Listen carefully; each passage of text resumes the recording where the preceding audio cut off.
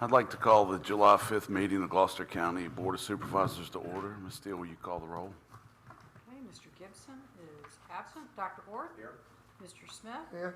Mr. Hutson? Here. Mr. Chriscoe? Here. Mr. Hedrick? Here. And Mr. Bazzani is absent. You have a quorum. Would you all join me in the Pledge of Allegiance and invocation by Pastor Susan Boyd of Rock Church? I pledge allegiance to To the flag of the United States of America and to the republic for which it stands, one nation, under God, indivisible, with liberty and justice for all. Would you like to lead us in invocation? Father, we just thank you tonight, Lord, for every person that's here. Lord, we thank you for every leader for our community and for Gloucester County. God, we just thank you for every decision that has to be made, Lord, in every discussion. God, we just also thank you for a heart of unity. Lord, we just ask your blessing on our community, Lord, and everyone that's represented here this evening. And we just give you praise and thanks for it in Jesus' name. Amen. Amen.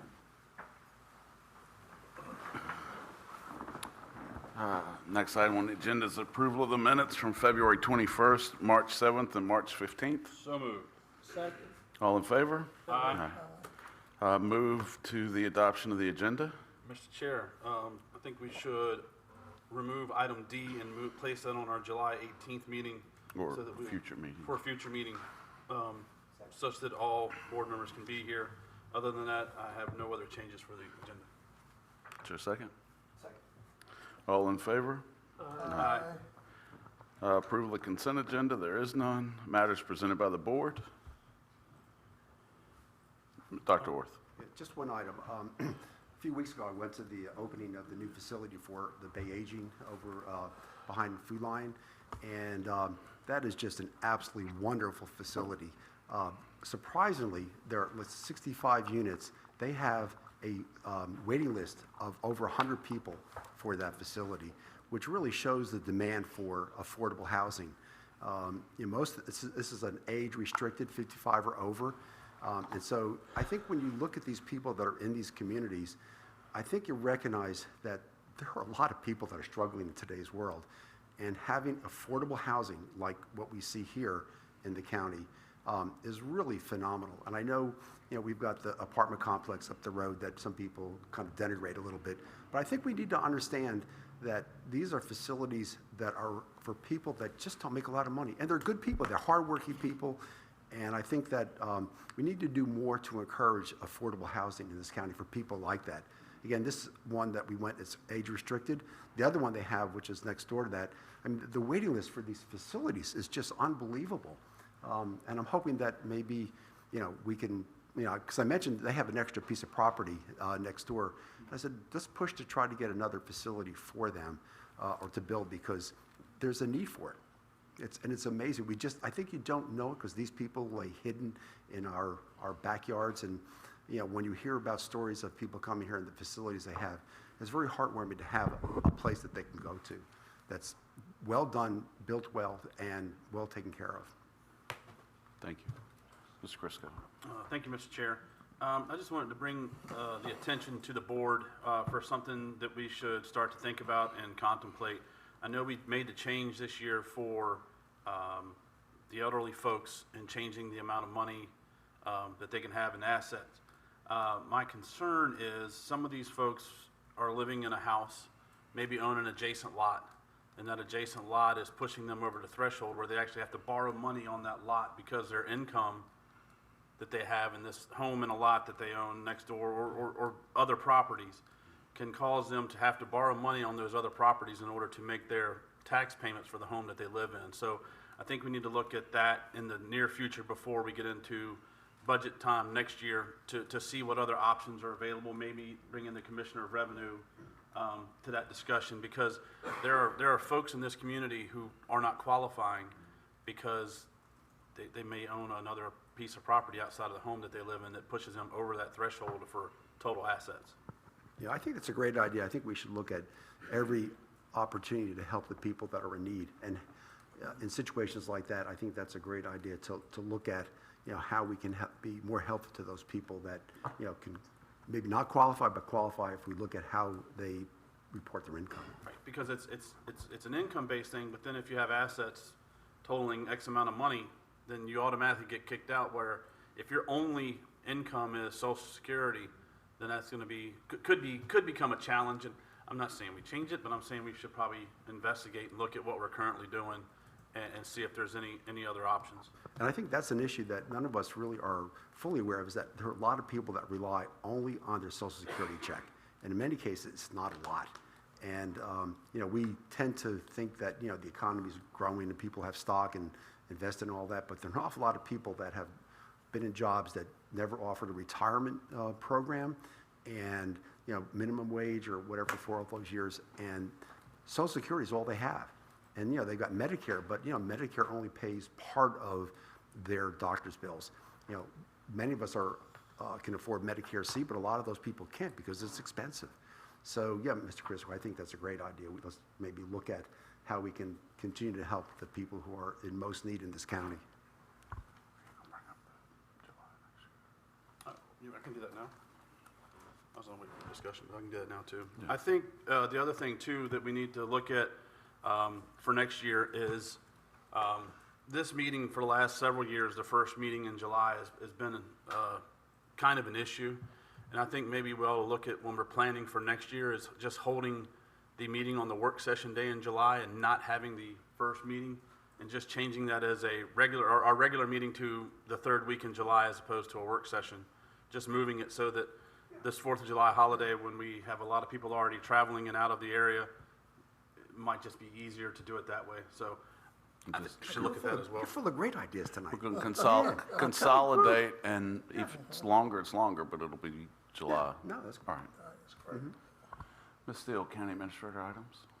Yes, I thought I'd give a brief update on broadband. I know I received a number of emails in the last couple of weeks after the announcements went out from Senator Warner's office and other locations about the BEAD, B-E-A-D, infrastructure funds, and Virginia is receiving almost $1.5 billion in additional broadband money. Just kind of wanted to let everybody know and reassure the public that we are following and monitoring the situation.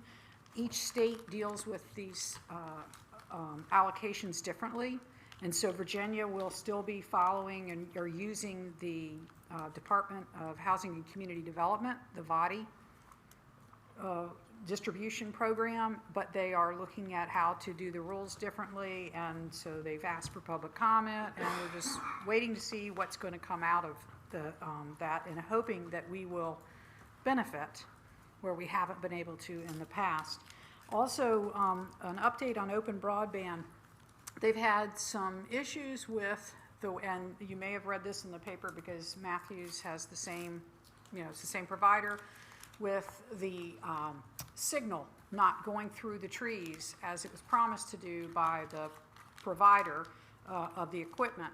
And so they kept trying to tweak it, and it wasn't working, so they are coming in next week, and they are taking all of the tower equipment down and putting up different equipment, and will be replacing all the equipment that goes in everybody's homes and using what they have used in the past in North Carolina, and they are committing more people here too, so that we will hopefully play catch up, because we are several months behind in getting people connected. So it's been a long, hard road, and we're hoping this is going to be some very good news and some wins that they need. Yeah, Ms. Steele, is there information on the web that people can look at? Because one of the constituents did say, how do I find out how things are moving along with open broadband? And we've been doing that routinely, but I can tell you we have not added that yet, so we will. It might be good will just put that on there. Yeah, put it out there, maybe a notice that people can get back and see where we are. I mean, just Right. telling them some of the issues that we've had, just like you described, and that things are changing, and that we're trying to address it, but we are just behind schedule. We will do that. Thank you for that suggestion. Ms. Steele, so the towers that we have, are they going to be changed out as well? So the towers I'm talking about are our county Right. communication towers. Correct. So we, like the landfill tower and also the water tower here, they have equipment on those. That's what's going to be changed out. The other towers have not been put up, the one at the fire department, and we have not obviously hooked up yet with Verizon. We are still waiting to hear from them for the tower across from Bethel. We're coming down the home stretch is what we hear from Verizon, but we don't have permission to use that tower yet. So they're gonna have the stronger signal. Like It should Matthews, be a better like what signal. they're doing in Matthews. Yes, like Matthews equipment is also being replaced. Correct. Everything is going to be replaced. This is it was a big decision, and that's one of the reasons why we didn't put it out in the public yet, because we knew they were talking about it, but they were having to negotiate, because they're having to return all of the thousands of dollars worth of equipment, tens of thousands of dollars worth of equipment that they purchased, but that's all being arranged. So I will update that. Also wanted to mention that there's going to be, on the same night as our meeting, there will be a public meeting from 5 to 7 p.m. For public comments on the warehouse landing road project. And there's been a lot of information in the public, and there's surveys that people can fill out too. And that is a kind of a drop in and out, so people can still attend both meetings if they would like to. And I am excited that our lighting is being turned on as we speak out there. I'm not sure how long the meeting will go tonight, and with the sunset happening later, we might not see it fully, but for the public, that they will then, from this point on, they'll see at nighttime the court circle lit up for better safety, and it's also very aesthetically pleasing. We might have to do some tweaks once we see how it's in place, but that and the irrigation system are complete to help improve our court circle project. And the very last thing is, I mentioned to a couple of you all, but just wanted to make sure that the board was aware that I was appointed to the VLGMA board, so I'll be serving as a board member for the Local Government Managers Association. Thank you. Thanks. Move to scheduled presentations. Presentation on the improvement and upgrades of the senior center. Mr. McIntyre. Good evening, everyone. Those who don't know me, I have the privilege of being your Director of Facilities Management and working with Ms. Steele on some of those projects she was just mentioning out in the court circle. She asked me to present some images of work that's been going on down at the senior center. Dr. Orth mentioned some underserved folks, and I think many of the patrons of the senior center might fall into that category. So it's somewhat rewarding to do some work in this facility and see actual improvements and the impact on people. The first slide here is, for whatever reason, we decided the old drafty windows needed to get replaced, and we did a little research, came out with a vinyl solution. Of course, they had to be covered in lead paint, so there was some mitigation that took place. But that was kind of step one in cleaning up the front end of this building and just tackling some things. So there was that project. That led to a little bit of landscaping. There's not a lot here to work with, but there was overgrown hollies and an evergreen near the front door that blocked the entrance a little bit. So we just kind of redid all that, bearing in mind that we're on Main Street and want some continuity with the other plant material on Main Street. Things that are drought resistant, drought tolerant, disease resistant, easy to maintain. So that followed suit, and it's been kind of a steamroll. So this is just a kind of a bad image of the parking lot that was there when the windows were replaced. I'd go down there, and Bay Transit would let passengers off right in this area, and there were potholes and puddles, and so I noticed, seniors getting out with walkers and navigating this, and just said, no, we can do better. So partnering with administration and engineering, we elected to tear that parking lot out and put an asphalt parking lot in. It did a lot of things for us. It cleaned up, once again, an area on Main Street, aesthetically. There was some asphalt in this parking lot, and it just terminated for no rhyme or reason into an aggregate parking lot. So we demoed all of what was there out, and it just happened that we were there frequently enough that we lost the power lines. They used to run from the senior center. There was a mast there that ran over to the annex. And Bread for Life, Waste Management, whoever would, on occasion, clip this power line, pull it down. So we decided, let's go ahead and bury the power lines and not have that problem any longer. So we kind of kept it rolling. The image on the left is obviously the new paved parking lot. It's a handicap spot. But I threw this in because this particular project, right there sat an old walk-in refrigerator. And it was past the point of replacement, bay aging, just wasn't resourced to deal with it. But I learned from the staff that every time they lost power, most of the time, they lost the food inside that refrigerator, which was for Meals on Wheels. And that bothered us, and we said, what can we do about this? So we knew that Bay Transit on the right, their facility had a generator and some space to spare in their panels and on their property. So partnering with them, we got the old walk-in refrigerator brought over to Bay Transit, built a platform for it, wired it in, put some bollards up, and now we have food that's going to stay on the generator, and we don't lose that product anymore. So that was a win. On the right is the old bus shelter that we inherited. I think it may have been home built, I'm not sure, but it was a little wobbly and past its prime. So once again, Ken Pollock over at Bay Transit said, Wes, there's a grant program that I can get a new shelter if your guys can build it. And I said, absolutely. So on the right, we poured a concrete pad after demoing the old shelter, which didn't take much, and we erected the new one. So once again, nice, new, clean look on Main Street and for patrons of the senior center. Just threw a shot in here. There was an old hot water boiler. It was past its prime. Rather than reinvest in that technology, we just went ahead and put heat pumps in there, replaced the air handlers, and in front of it was a below-ground fuel oil tank, which we had pumped out and backfilled with hardening foam. So moved on with that project. This is a shot of, this is the main area where patrons dine or they play games or have activities or whatever. This is the floor demo. It was white 12 by 12 VC floor tile there, and just well past its prime, looked bad. There was nothing to do to make that look nicer. So partnering with a local vendor, we found some glue down products that we liked that had durability in them, and they recommended glue down because it's better for seniors and balance issues versus a floating floor. So we found a product we liked, which I'll show you towards the end of this presentation. In the process, other ideas came up.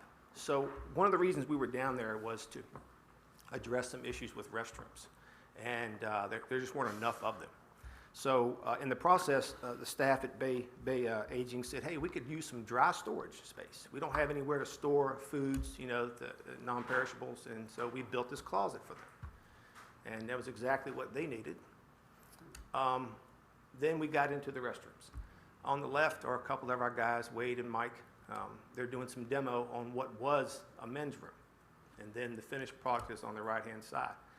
So what we elected to do was, since most of the patrons are females, and seldom is there a gentleman there, we decided to take the men's room and make it a unisex ADA compliant restroom. So that gives the ladies a third option, or a second option rather, for restroom space. And then we have the privacy of an ADA space just for those folks that need it. And the next picture is just a matching aesthetic we did to the ladies' room, so it all got an upgrade. But I'll go back one. Those colors to the left, you can't really see them very well, but there were some unusual tones and colors, and it was time for some updating. That's the ladies' room. So the corridor on the shot to your left goes back to the kitchen. They asked about some more storage for the pantry, for kitchen utensils, pots, pans, whatever. So the image on the right is from the other end. We reclaimed some space from the men's room and put another closet in for them. So everything we were doing in there was very purposeful. It was very purpose-driven. It made sense. It was we need it right now. A shot on the left is one of our mechanical techs installing a water cooler. And I included this image because behind her are a lot of the clutter and just debris that these types of facilities tend to collect. People donate things that they think are valuable, and the staff isn't sure what to do. So on the right-hand side, this was a computer room. It got kind of a makeover with paint and flooring and housekeeping and decluttering. So all of this took place. So things beget things, you know what I'm saying? So it just really continued to have a positive impact. This is the final product. And the one that I think is the most impactful. You've got the flooring, the paint, You've got new ceiling tiles, new ceiling grid. Actually, we didn't replace the grid. They make covers to go over the grid, so we use those. And new registers and returns and LED lighting throughout the facility. So it feels better in there, it looks better, it looks modern, it looks warm and inviting, and it looks like somebody cares about the facility. So I think it resonates with the patrons. And the last image, I just kind of threw this in. This is the little annex building that's out in the center of that parking area. We obviously did a better job with designating parking. We were able to add more ADA parking because of the nature of the clientele.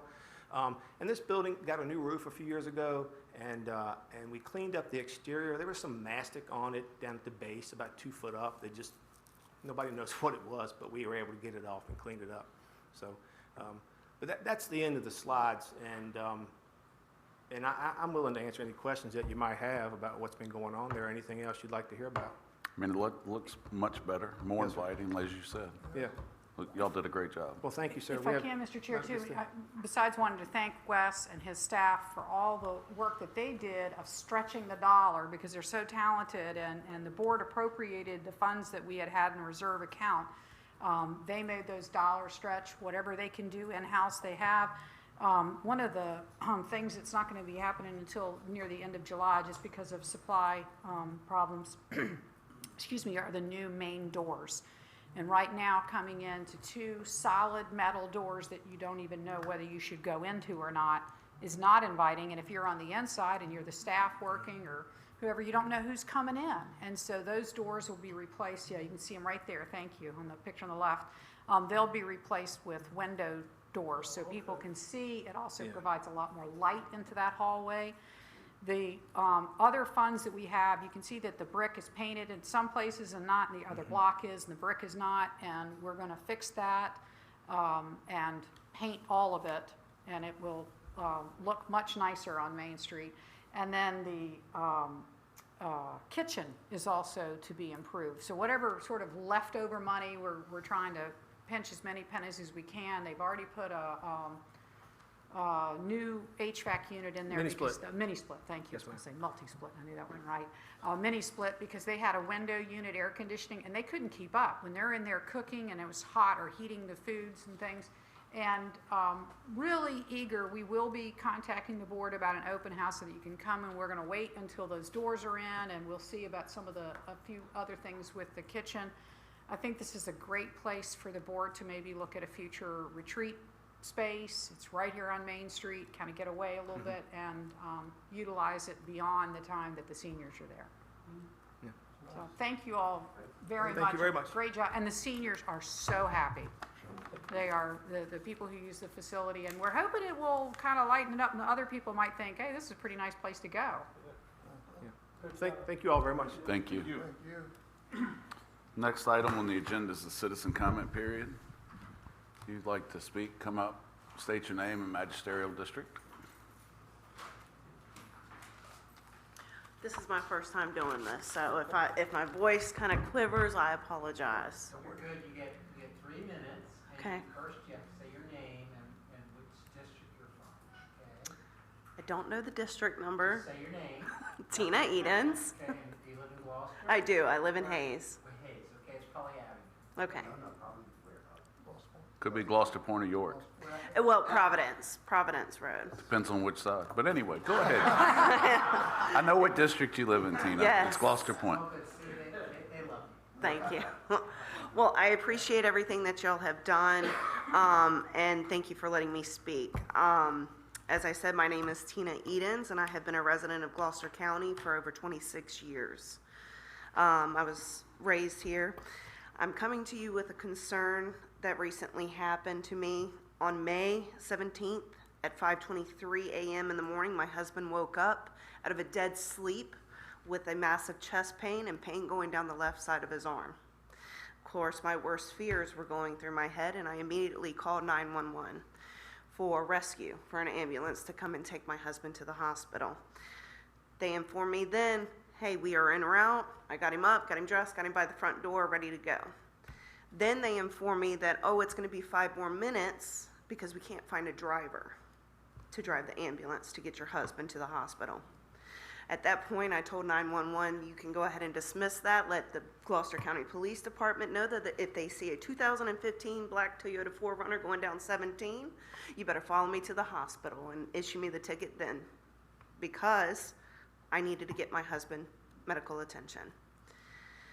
After getting him home and rested, I had stopped by the station to find out what the situation was, why it occurred that way, and was informed that we are required to house 2 squads 24/7 for Gloucester County.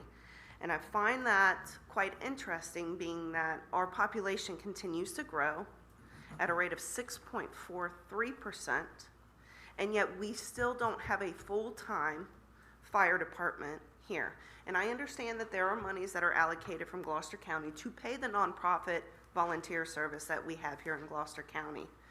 My suggestion and my hope for Gloucester County is that we take into consideration that some of the funds that we have actually allocated for public safety and general funds that y'all use throughout the year, that we can actually set aside some to where we can actually recruit from our high school and teach our children that there is value in public service, and we need them. We have a lot of Gloucester County residents who have had children, as I have. I have 2 that are still residing in Gloucester County. Had that option been offered to them in Gloucester High School, that might have been something that they would have considered to do, public service. It's very sad for me to have to come and stand in front of all of you and discuss this. This is a serious concern. And I have yet to get a response as to why they could not find a driver at 5:23 a.m. on May 17th to take my husband to the hospital. Thank you for your time. As chairman's prerogative, I'm going to make a few statements. The one squad was on a call at the time. The second squad, they had called and requested somebody in. They had a driver that was taking the ambulance, and they were having somebody meet at your house to then take the ambulance and it was a captain that was coming in. I believe it was a captain, but an officer in the unit. Talking with the chief at Gloucester, at the Abingdon district, or Abingdon Rescue Squad, his hardest time to fill is between 5 and 6:30 to get the second people, because people are leaving their one job to get there and back and forth. Chief Burgess is still looking into that matter, trying to get times and everything else. That was why there wasn't a quicker response. And we're still waiting on exact answers on that, and that's why we haven't responded, because Chief Burgess does have your number. The I'm not going to say the whole issue, but it was simply, and it didn't do your husband any good, but it was simply a matter of timing at that time of the morning is where the main issue was coming from. And it's unfortunate because it only takes 30 seconds for you to lose a loved one from a heart attack. But Chief Burgess is well aware of your situation. We've talked probably 10 times about your situation, of what happened, what could have happened, what are the futures of that. And please don't think that I'm coming off abrupt or angry or anything like that. I don't want anybody to feel like from that. The first time we spoke, it never came that way. So it was, even when your first message, it was a time of distress and what had happened to your husband that day. So that was never the point. It was mainly a situation working with the chief of Abingdon Department, trying to figure out how this wouldn't happen again. Hopefully, wouldn't happen again. How's your husband? How is How's he? your husband? We're still doing tests and trying to figure out what's going on. I mean, we're waiting on a cardiologist, and he actually has 3 valves that are not opening and closing properly. So they're thinking that that is the reason why the episode happened. He is now on medicine, And that's where we are. It's a waiting game right now. It's been a waiting game since May 17th. Thank you, Ms. Edens. Thank you. The next item on the agenda is, anyone else like to speak? Any emails or phone calls? Next item on the agenda is public hearing. There are none. We'll move to the regular agenda, which is the readoption of an emergency ordinance extending the deadline for the first installment payments of real estate, real property, and personal property tax for 2023. Mr. Wilmot. Thank you, Mr. Chair. As you will recall, at your meeting of June 6, 2023, the board passed an emergency ordinance extending the deadline for the first installment payments of real estate and personal property taxes from June 30th, 2023 to July 17, 2023. Pursuant to state code, it's required that that ordinance, which was not advertised, be advertised and be readopted within 60 days. So that time is within this time. So what you have in front of you in your board packet at page 55 and following is an ordinance which will readopt that emergency ordinance, extending the deadline for first installment payments of 2023 real estate and personal property taxes from June 30th, 2023 to July 17, 2023. There's an ordinance. Any questions for Mr. Wilmot? There's an ordinance on. There's an ordinance on page 55. Second. Ms. Steele, we pull the board. Dr. Orth? Yes. Mr. Smith? Yes. Mr. Hutson? Yes. Mr. Hedrick? Yes. Mr. Chriscoe, sorry. Yes. I don't know how that happened. Anyway, motion carries. Next item on the agenda is a reassessment update and discussion from Mr. Thomas.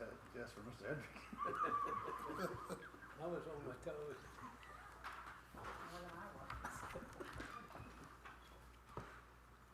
Evening, sir. Evening, folks.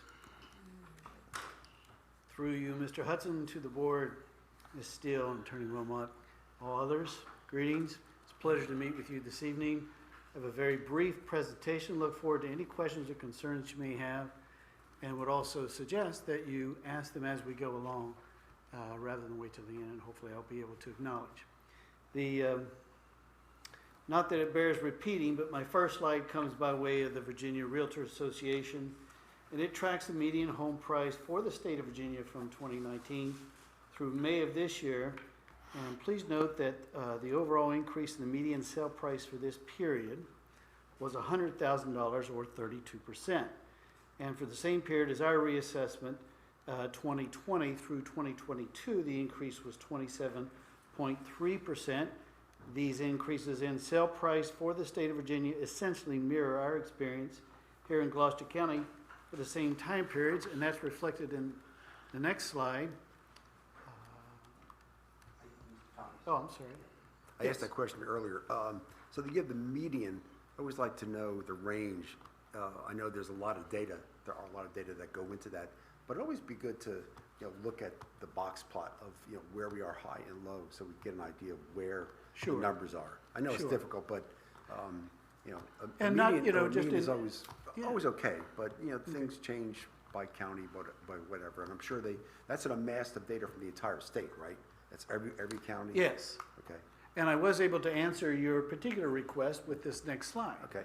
For the top in blue, you'll see the state of Virginia, and then underneath in orange, you'll see Gloucester. And again, you can see how the lines are parallel with their growth.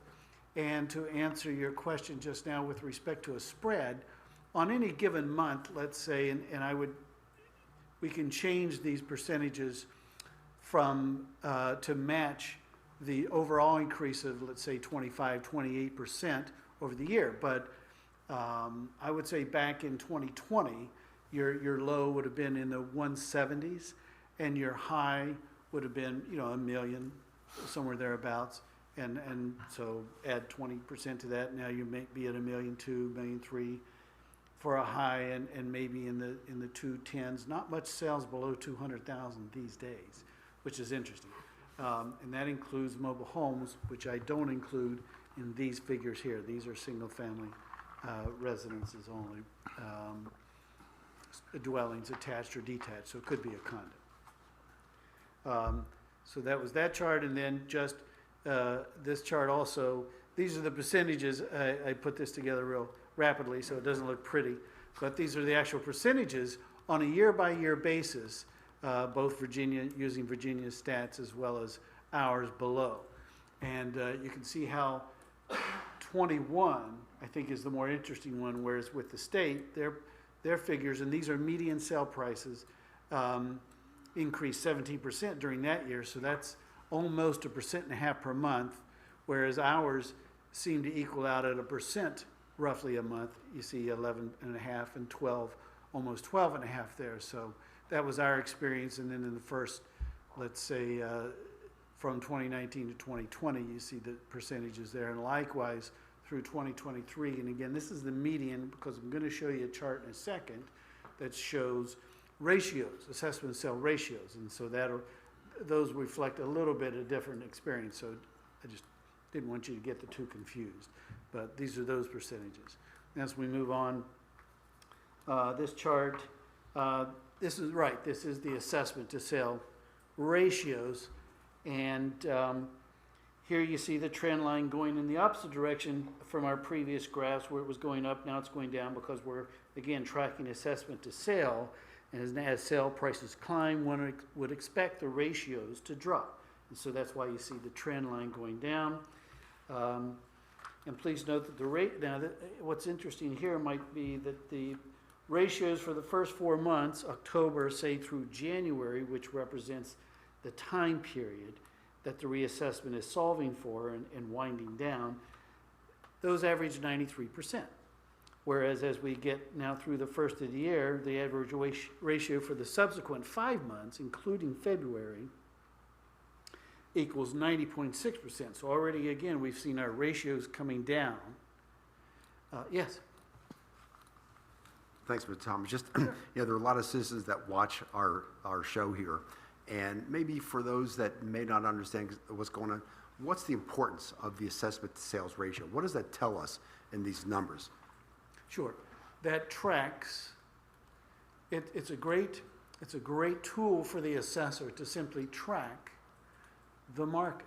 In other words, fair market value is what assessments are all about with respect to real estate. And so in tracking the ratio, which is the current assessment, which is a 1 point in time, January of the year of reassessment, and it stays there until the next reassessment, whereas the market is always fluid, it's always moving, depending upon a number of economic factors that weigh in on that. So what the assessment sale ratio does is check exactly where the market is in relationship to our assessments, and it helps us look at the next reassessment going forward where we might, because we break this down into neighborhoods, all kinds of iterations, even so far as age of dwellings, styles, etc., and condition, quality, all of those, where they are, district, neighborhood, all of those factors are broken down in similar fashion. These are the culmination just to say where we are with relationship to all others. Yes. So for example, Mr. Thomas, March of 2023, where it's 91%.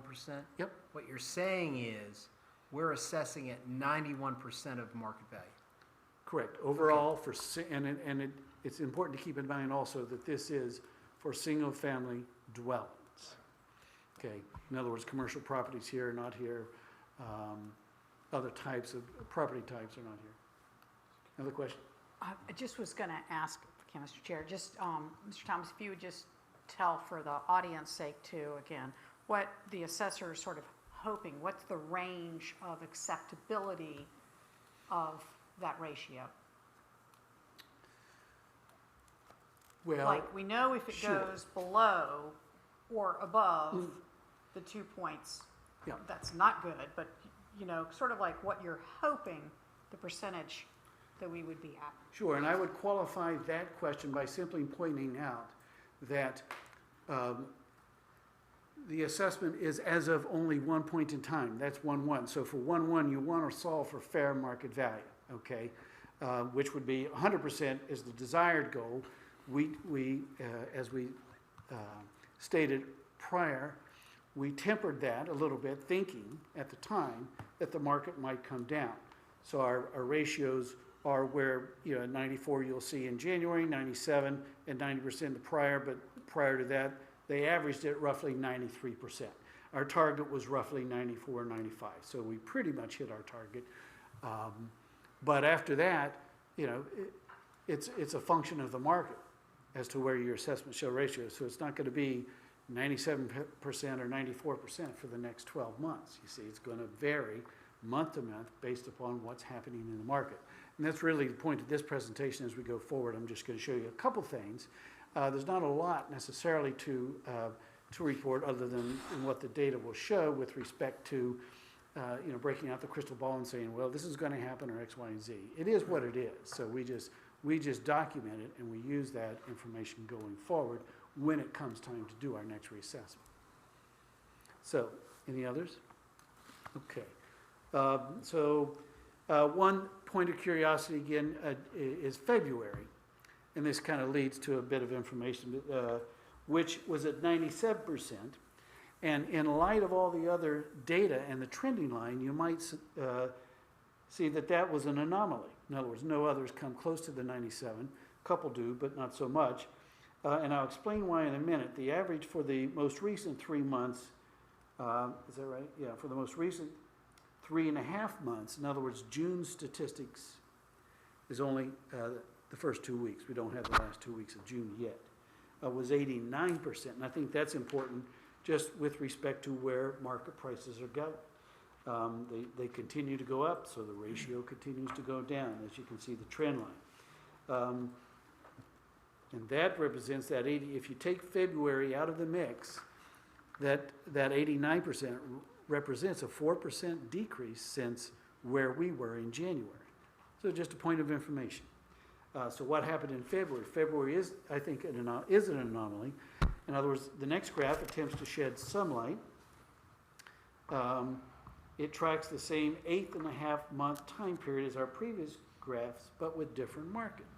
This tracks the days on the market, represented in orange, and the number of sales per month, represented by the gray line. And keep in mind, we're only tracking single-family residences. As you can see, the number of the sales, the gray bar, is pretty steady across the 9-month period. And it's averaging roughly 22 sales a month. And so that's a point of information.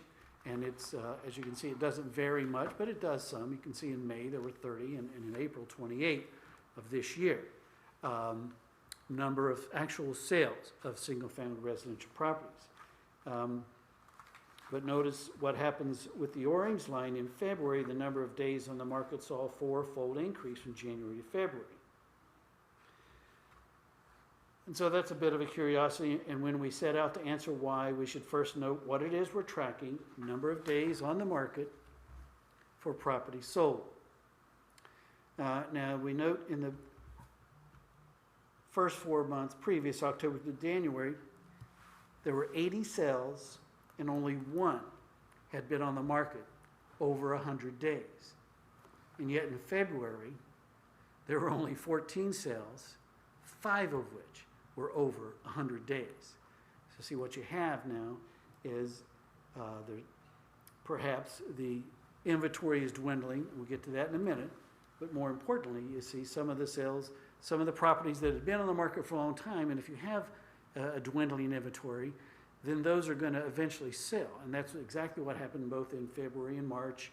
If you, 4 of those 5 over 100 days, one of the 5 was actually 362 days. Now that's going to thwart your statistics to get to the 68, but if you take that one out of the mix, you're still at 45, which is double what is normal. You can see it tracking. So what does that point to? It is what it is again. It's just those properties happen to sell, and it continued through March.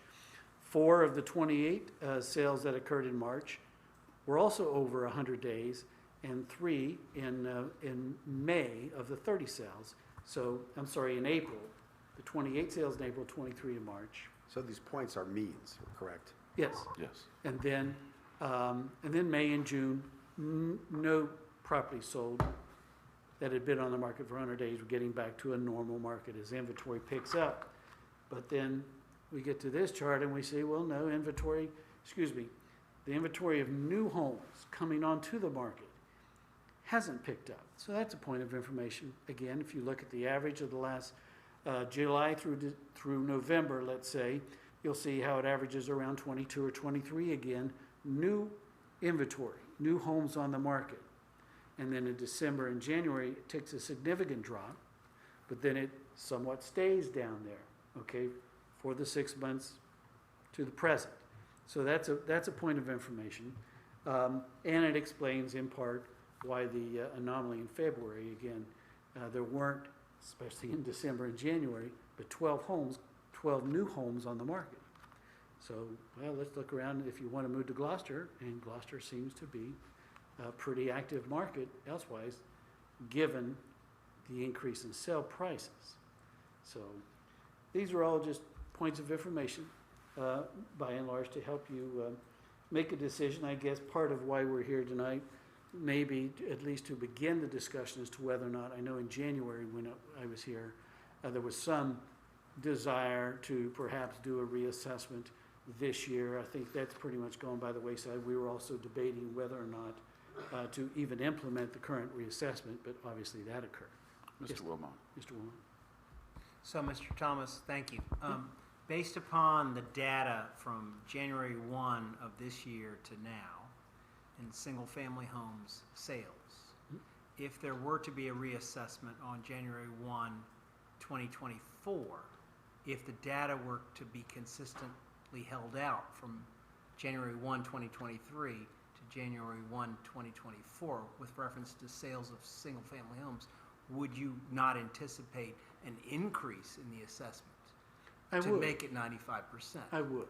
So if the board were inclined to reassess, then you would anticipate an increase in the value of single-family homes. Based on the data current, yes. Thank you.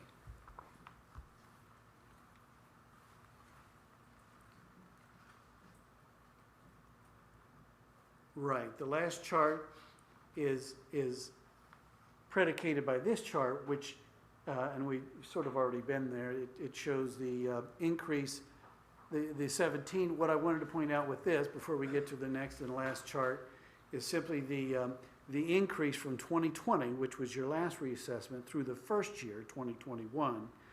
That was a 17% increase, pretty significant. And we show that in light of these statistics here, which was, again, what I was talking about just now, the average number of new listings in comparison. And so when you had that significant increase, the summary then is when you had the significant increase in that first year, 20 to 21, you had 22 average per month new listings. And likewise, through the 6 months noted there, July through December of 2020, you had 21 new listings. So those figures stayed pretty consistent for both the first 6 months. It's just that with the reason I'm not showing the entire year is because for new listings, some of that data is missing. So I didn't want to guesstimate so much. So what I'm giving you is what we had solid statistics for. And then I put that in light of the last 6 months, excluding the last 2 months in June of 16 new listings. So the number of new listings is down. That's going to, so with all of that, summary would be as we move through the summer, the new listings may pick up. We are already seeing signs, no pun intended, that it has. And if interest rates continue to rise, then prices may stabilize. But with a limited, possibly dwindling inventory, even if interest rates continue to increase, prices may also increase. So as you can see, the crystal ball is very foggy regarding the immediate future of home prices in Gloucester County. That's the sum of my presentation. If you have any questions. Any questions for Mr. Thomas? Mr. Wilmot asked mine. I mean, I think in light of Mr. Thomas's presentation, I think we need to leave the assessment where it is and not look at reassessment next year. as I was watching the reports come in monthly that Mr. Thomas and his staff were providing, I was getting that sense, and I would like to continue this, but you can maybe just send it quarterly until we see something. And when you see it, oh my goodness, man, then you can let us know. But I don't think we need this monthly. I think we can do it quarterly because we have it set up as a, what are we, 2 years or 3 years, Mr. Wilmot? Have we changed it from We when have they not allowed changed us it. to? It's every 2 years. Yeah. So, as you know, it's, the General Assembly's allowed us to switch to 3. You haven't done that yet. So maybe that's on your radar? I think in a perfect world, sometime next April, May, we can have an update, and then we can decide then, all right, we've been trending this way since July of last year. Let's go at 2 years or set it up and change it to 3. Because I think there's a sweet spot there, and I'm glad we finally got to 3, because that seemed to what we'd always hold off to do anyway. So if we could get another update sometime first quarter of next year, I think would be sufficient for us to decide if we want to trigger you guys to do it in 2 years or change our ordinances to go to 3. And that would be good timing as we also consider whether there's going to be a regional reassessment effort and where we would fall within that, if that happens. Thank you, Mr. Thomas. Thank you, Great Mr. presentation. I really appreciate it. Very, So quarterly it is? and- Yes, thank you, Mr. Good, Thomas. thank you. Next item on the agenda is a local approval of an amendment to the Northern Neck Regional Jail for fiscal year annual budget.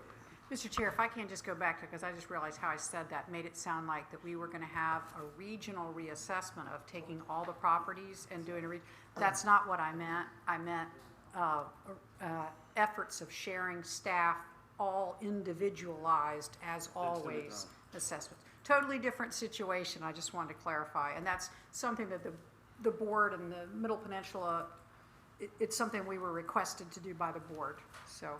May I? Sure. I understand the wisdom of looking into it. I think once you have a process that works for your locality, and it did for Mr. Green and it does with Mr. Thomas, I hesitate to spread our resources and our efforts to any other localities and keep it to ourselves. But it's something to look into, but I'm not inclined to favor that.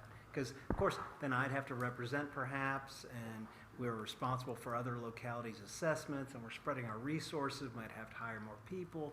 It's open a can of worms, and I don't think The conversation's very early, and doing anything regionally outside of that planning district commission has shown itself to be a huge challenge. So while we're having these conversations, I will be shocked that if we get to 6 months from now and anybody's made a decision to go forward at all.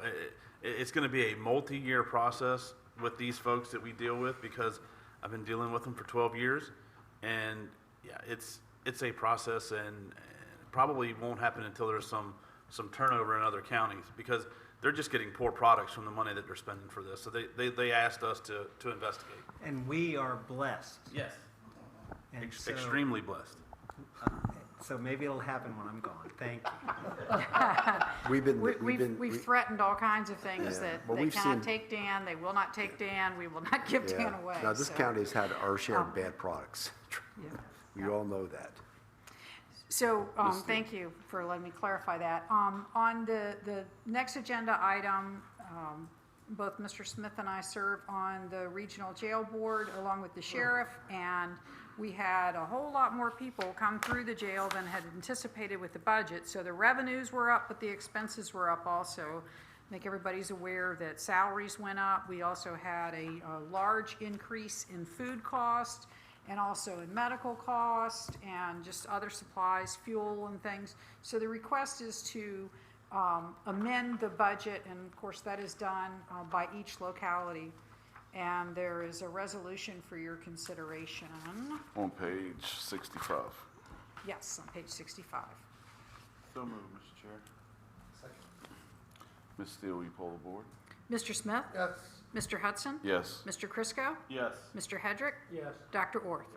Okay, motion carries. All right, next item on the agenda is board appointments. We have one for Clean and Green Advisory, a citizen rep. David Martin would like to stay on. Is there a motion? So moved. The Historical Committee, Tourism, Utilities. All right, all in favor of Mr. Martin being the citizen rep for Clean and Green Advisory Committee? Aye. All right. We'll move to county attorney items. Nothing other than I'm happy to be here and perhaps consider implementing the plastic bag tax. Thank you. Thank you. Board and commission reports. Mr. Chriscoe? Yeah, thank you, Mr. Chair. Speaking of regional efforts, the Middle Peninsula Alliance, which is an economic development resource organization,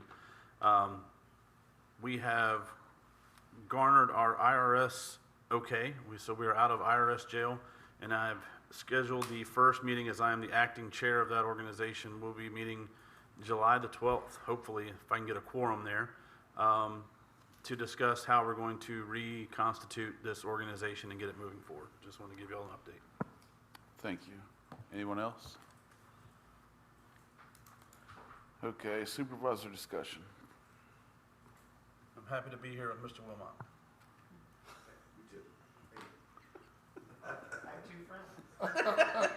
Two more than you have. Acquaintances.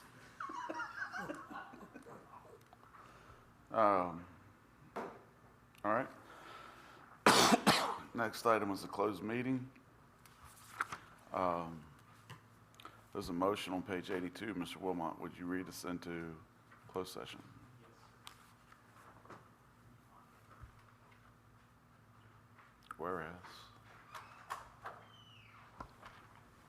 Whereas the Gloucester County Board of Supervisors desires to discuss a particular subject in closed meeting during the course of its meeting of July 5, 2023.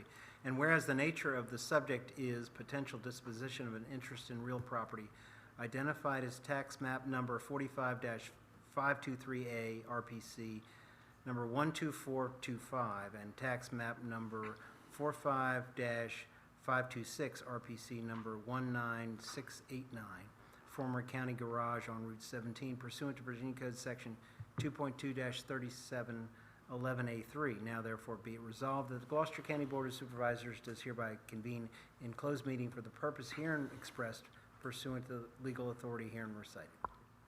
So moved. Ms. Steele? Mr. Hutson? Yes. Mr. Chriscoe? Yes. Mr. Hedrick? Yes. Dr. Orth? Mr. Smith? Yes. We're in closed session.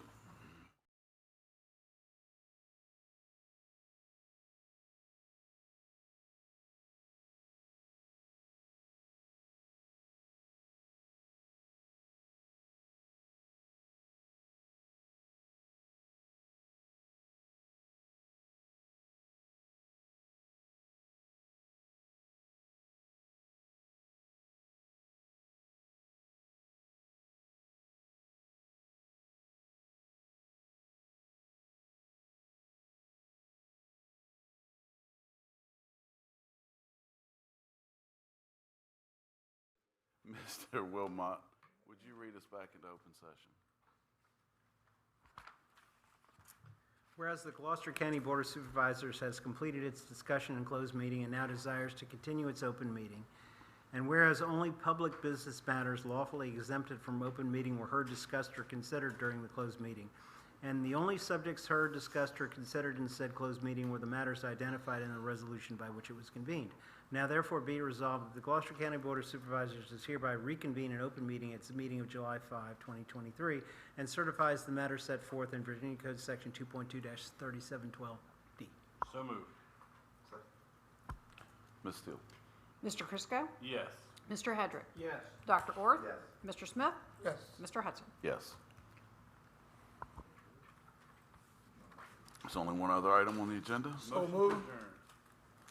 You can pick which one, Trish. Pick every- Is there a second? Yes. A second. All in favor? Motion adjourned. Meeting adjourned. Oh.